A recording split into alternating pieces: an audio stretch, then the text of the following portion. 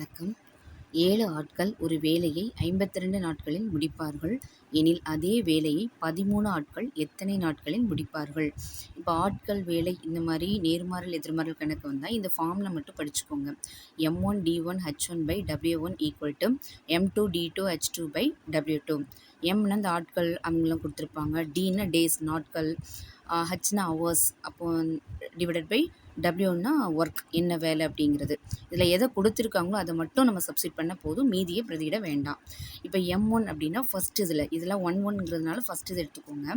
7 ஆட்கள் அப்படின்னா நம்ம மேன் எடுத்துக்கலாம். அப்போ 7. இப்போ இடையில பெருக்கல் இருக்குது தான் நமக்கு அர்த்தம். டேஸ் அப்படின்னா ஃபஸ்ட் இதில் டேஸ் வந்து 52 நாட்கள். அப்போ 52. ஹவர்ஸ் அப்படிங்கிறது கொடுக்கல.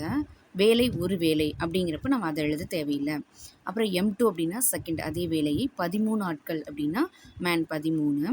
டேஸ் அப்படிங்கிறது எத்தனை நாட்களில் முடிப்பார்கள், அதுதான் நமக்கு கேட்டிருக்காங்க. அப்போ அதை எக்ஸ்ன்னு வச்சுக்கலாம். இப்போ இது சிம்பிளிஃபை பண்ணணும், சுருக்கணும் அப்படின்னா நமக்கு எக்ஸ் தான் தேவை. இந்த 13 இங்கே பெருக்கல்ல இருக்குது. இங்கே வரும்போது என்ன ஆகும் அப்படின்னா வகுத்தல் ஆகும். 1 13 13, 4 13 52. அப்போ 7 4 பெருக்குனா 7 4 28.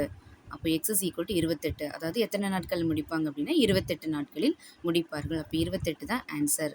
சேனலை சப்ஸ்கிரைப் பண்ணி வச்சுக்கோங்க. நெக்ஸ்ட் போடுற எல்லா வீடியோ உங்களுக்கு வந்துகிட்டே இருக்கும்.